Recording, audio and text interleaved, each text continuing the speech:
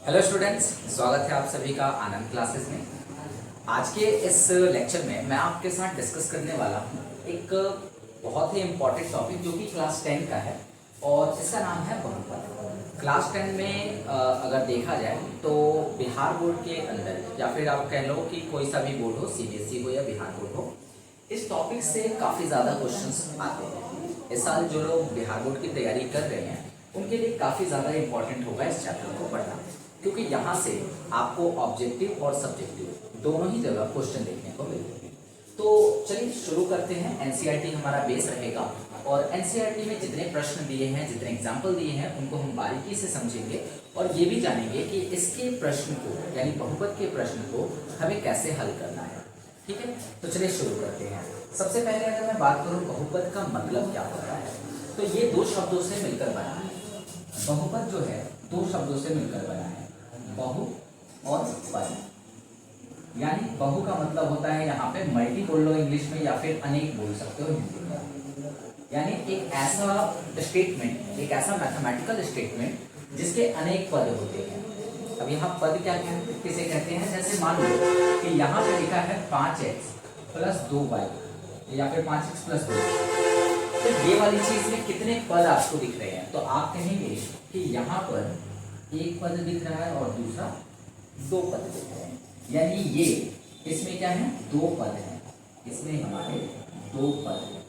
दो पद कैसे हैं, तो प्लस का जो चिन्ह है ना, तो चिन्ह ही डिफरेंस करता है किसको, पदों को। तो जहां से भी चिन्ह आपको दिख रहा है उसके आगे और पीछे जो संख्या लिखी है वो हमारा पद कहलाता है। तो इसको हम दो पद कह सकते हैं। अगर मैं लिखूं 5x प्लस 3x प्लस 4, इसमें कितने पद हैं, तो इसमें भी दो ही पद है, क्योंकि आप अगर नोटिस करो तो ये दोनों एक ही संख्या में, मतलब एक ही तरह की संख्या है, नॉट एक ही है, एक ही तरह की संख्या है। इसके साथ भी 5x है और इसके साथ भी 3x है, मतलब x दोनों के साथ है।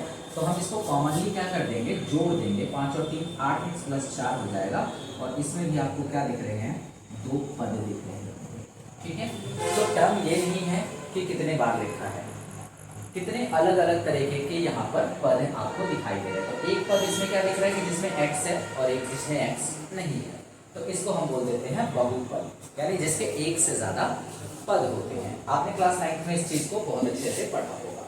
आपने ये भी जाना होगा कि क्लास 9 में जब आप बहुपद को पढ़ रहे थे तो आपको ये भी पता होगा कि बहुपद में कोई भी चर या अचर, अचर नहीं कहेंगे, चर, कोई भी चर जो है वो नीचे नहीं आ सकता है। जैसे यहाँ पर लिखा हो x² और यहाँ पे लिखा हो 5x प्लस 2, तो ये एक बहुपद नहीं कहलाएगा।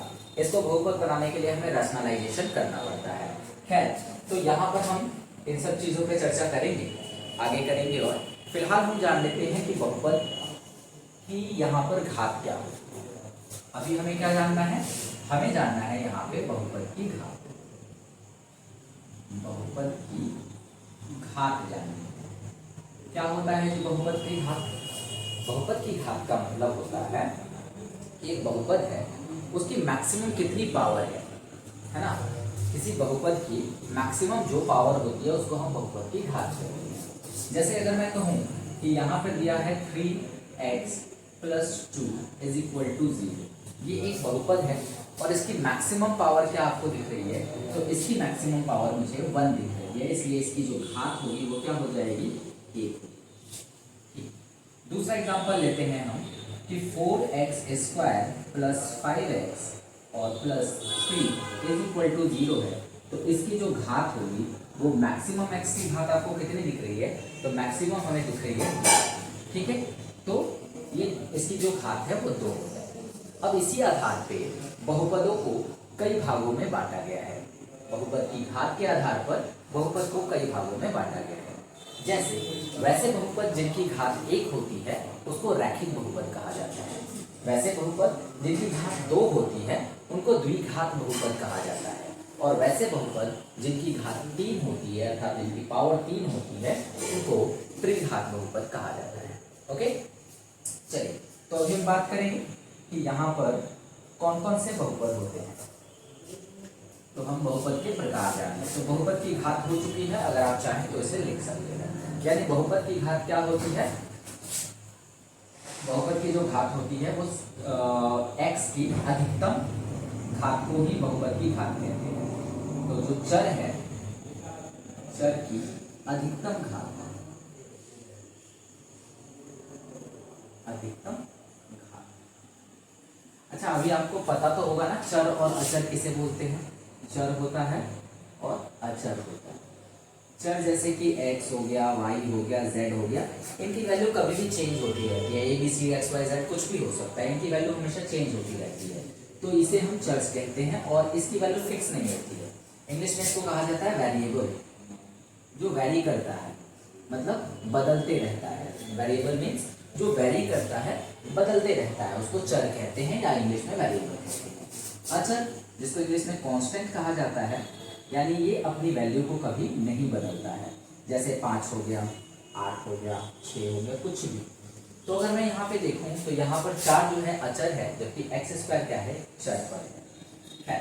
तो आपने क्या जाना कि बहुपद की जो घात होती है वो किसी चर की अधिकतम घात, या कहें कि बहुपद की अधिकतम जो घात है वही होती है, राइट। तो इसमें बहुपद की अधिकतम घात क्या थी, स्क्वायर थी, इसलिए मैंने 2 लिखा। इसमें क्या थी, 1 थी, हालांकि ये 1 हिडन रहती है, तो इसको लिखा। एक स्पेशल केस बताता हूँ जहां पर आपसे पूछ लिया जाएगा कि बताओ 5 की घात बताओ। 5 एक बहुपद है, इसकी घात बताओ। भले एक पद है इसके अंदर, लेकिन इसकी घात क्या होगी। तो आपको क्या लग रहा है, ये 5 की घात कितनी होनी चाहिए, क्योंकि घात जो होनी चाहिए वो किसकी होनी चाहिए, चर की होनी चाहिए। अब यहाँ कोई चर तो आपको दिख नहीं रहा, ये 5 तो एक अचर संख्या है, ठीक है, अचर है। तो फिर इसकी घात क्या होगी, आप लिख सकते हो कि 5x का पावर 0।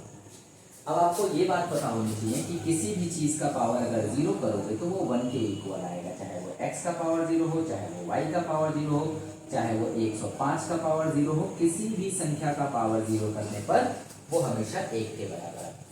तो इस आधार पर देखा जाए तो 5 को हम लिख सकते हैं 5x का पावर 0, जो कि 5 गुना 1 हो जाएगा और बराबर 5 वापस आ जाएगा। इसलिए जो 5 की घात है वो 0 है, ठीक है। इसको शून्य घाती बहुपद भी कहा जाता है। तो इस बात से बिल्कुल ज्ञान हो रहा है कि यहाँ पर कोई चर नहीं दिया है, हम इसकी घात को 0 मान सकते हैं कारण आपके सामने, ठीक है। चलिए, तो उम्मीद करता हूँ कि ये सारी चीजें आपको क्लियर हो गई हैं। बहुपद की घात हमने जान ली है। अब हम लोग बहुपद के प्रकार को जानेंगे। बहुपद के कितने प्रकार होते हैं, कौन कौन से बहुपद हैं हमारे पास, हम इस पर बात करेंगे। आप इसका एक बार स्क्रीनशॉट ले सकते हैं, फिर हम आगे बढ़ेंगे, ओके।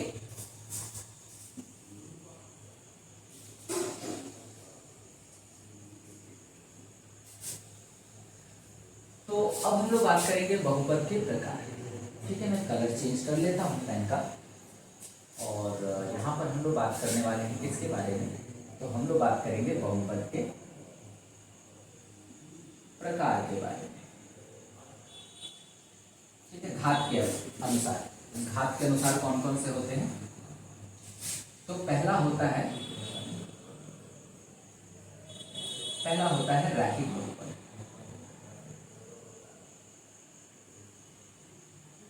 रैखिक बहुपद। अब रैखिक बहुपद में क्या होता है कि वैसे बहुपद जिनकी अधिकतम घात 1 होती है उसे हम लोग रैखिक बहुपद कहते हैं। तो मैं लिख नहीं रहा, आप लिख लेना। वैसे बहुपद जिनकी अधिकतम घात 1 होती है उनको हम रैखिक बहुपद कहते हैं। उदाहरण के लिए एग्जाम्पल ले लेते हैं। उदाहरण के लिए 5x + 3, ठीक है, और √3y - 4, ये भी हो सकता है। बस हाँ, ये चर रूट में नहीं होनी चाहिए, बाकी हो सकता है। और कुछ अगर लिखना हो तो आप लिख सकते हो। अच्छा, इसके बराबर में आप चाहो तो 0 डाल सकते हो, इसका 0 तो हो जाएगा। अच्छा, इनकी अधिकतम घात क्या दिख रही है इसमें, y, x की अधिकतम घात 1 है, y की अधिकतम घात 1 है, तो ये रैखिक बहुपद है। दूसरा क्या होता है, तो दूसरा हमारा जो होता है उसको हम बोलते हैं द्विघात बहुपद। द्विघात बहुपद। अब द्विघात बहुपद में आपको क्या दिखता है कि जिसकी अधिकतम घात कितनी होगी, 2 होगी। द्विघात जिसकी अधिकतम घात 2 होती है उसे हम द्विघात बहुपद कहते हैं। तो 2 वाली कोई एक ऐसी एग्जांपल बताइए। तो मान लीजिए कि यहाँ पे लिखा है 3x² minus 4x plus 5 is equal to 0। ये एक द्विघात बहुपद है। क्यों द्विघात है? क्योंकि इसकी अधिकतम घात 2 है।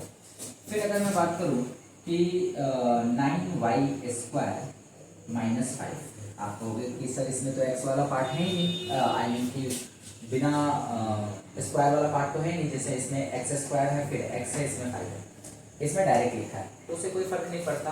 पद में देखा जाए तो ये 2 पद है और इसके अंदर 3 पद है, लेकिन घात कितनी है? 2 है। तो इसको हम द्विघात बहुपद कहते हैं, यानी वैसा बहुपद जिसकी अधिकतम पावर 2 होती है उसको द्विघात कहते हैं।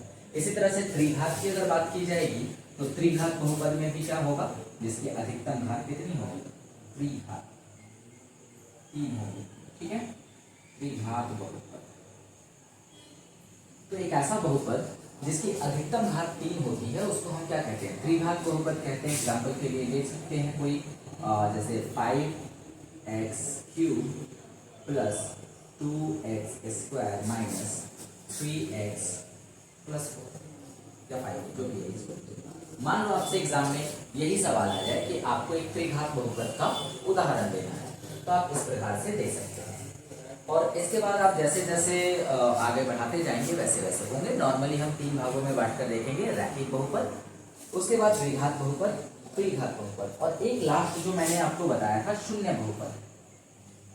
इसको क्या बोलते हैं? शून्य बहुपद।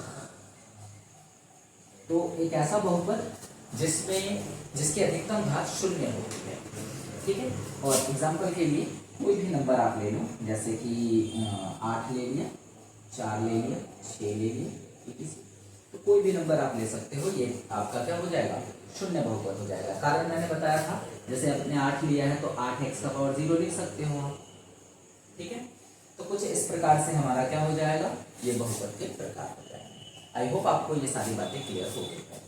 तो आज मैंने आपको बहुपद के बारे में बताया कि बहुपद क्या होता है और बहुपद के कौन कौन से टाइप हैं। अगर देखा जाए तो पद के हिसाब से हम बहुपद को कैसे डिफाइन करते हैं। अगर एक पद है तो उसको एक पदी बहुपद कहते हैं, अगर एक से ज़्यादा पद है तो उसको बहुपद कहते हैं। सिंपल सी बात है, क्योंकि एक से ज़्यादा पद होंगे तभी वो बहुपद कहलाएगा। अगर बात करें इसके प्रकार की, तो प्रकार में हमने देखा रैखिक बहुपद। रैखिक बहुपद में अधिकतम घात 1 होगा। अगर द्विघात की बात करें तो 2 घात होगी और त्रिघात की बात करें तो 3 घात। आगे हम लोग जानेंगे कि अगर रैखिक बहुपद है तो उसके कितने हल निकलेंगे, अगर द्विघात बहुपद है तो इसके कितने हल निकलेंगे, अगर त्रिघात बहुपद है तो इसके कितने हल निकलेंगे, और क्वेश्चंस पे आएंगे हम लोग आने वाले क्लासेस में। तो वीडियो कैसी लगी है कमेंट करके ज़रूर बताइएगा। चैनल पे नए हैं तो चैनल को सब्सक्राइब जरूर कर लीजिएगा, और अगर आप क्लास ज्वाइन करना चाहते हैं मैट्रिक की तो आप हमारे दिए गए एड्रेस पे ज़रूर विजिट करेंगे और क्लासेस का डेमो आप ले सकते हैं। ठीक है, तो उम्मीद करता हूँ कि वीडियो पसंद आई है। मिलता हूँ आपसे नेक्स्ट वीडियो।